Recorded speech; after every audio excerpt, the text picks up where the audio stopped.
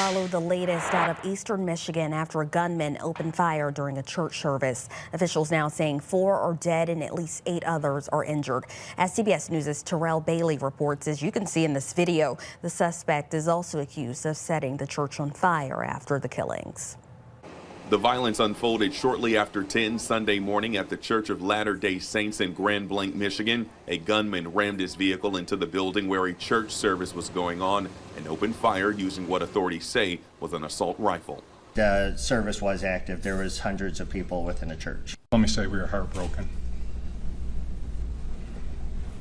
This kind of violence doesn't happen in our community, and we are heartbroken that it came to Grand Blanc Township. The gunman was killed by police. Authorities believe the gunman, a 40-year-old Michigan man, intentionally set fire to the church. The fire quickly spread, engulfing the entire structure in flames. We do believe that we will find some additional victims once we find the area where the fire was. It was a large fire, and we do believe that there was people up there that were near that fire, and they were unable to get out of the church. Area residents describe the chaos of the scene. The church is engulfed in flames, not much left of it. Obviously, it's been there, and I got there within 5 minutes because I could see the smoke right up around this. You know, like I said, it was right up the street from my house, probably 300 yards. Police everywhere, 50, 100 police cops, ambulances, fire trucks everywhere.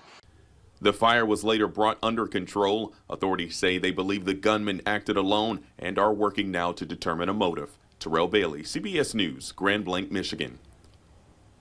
A number of leaders have condemned the shooting, including President Trump, who said the shooting appears to be yet another targeted attack on Christians in the United States.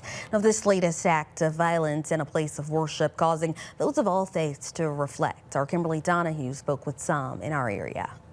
It's very disheartening. That's the mood amongst people of all faiths in St. Louis following the deaths of 4 people and others injured at a Church of Latter-day Saints in Michigan Sunday. When I go to church, I come here for healing, for community, of course my faith. So to hear that there was such a disruption during their own time, their own type of mass, it's a hard pill to swallow. Very indicative of what seems to be more and more common in this country.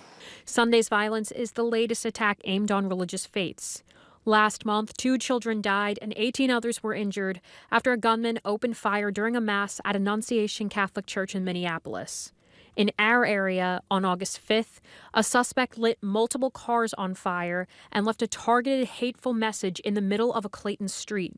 Graffiti on the street read, "Death to the IDF." The IDF being the Israel Defense Force, which is the national military in Israel. Several groups calling it an anti-Semitic attack. We should all come here to feel safe and express our faith, and if we can't do that, it's very disruptive to our lives.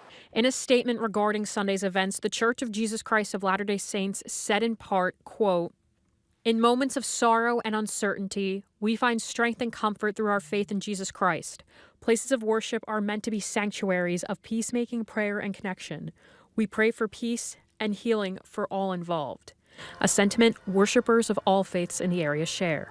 Try to be better, find ways to find unity. Even though we have differences in our beliefs, it doesn't mean that we should shame each other or treat each other differently. Now looking to find comfort in faith. Kimberly Donahue, First Alert 4.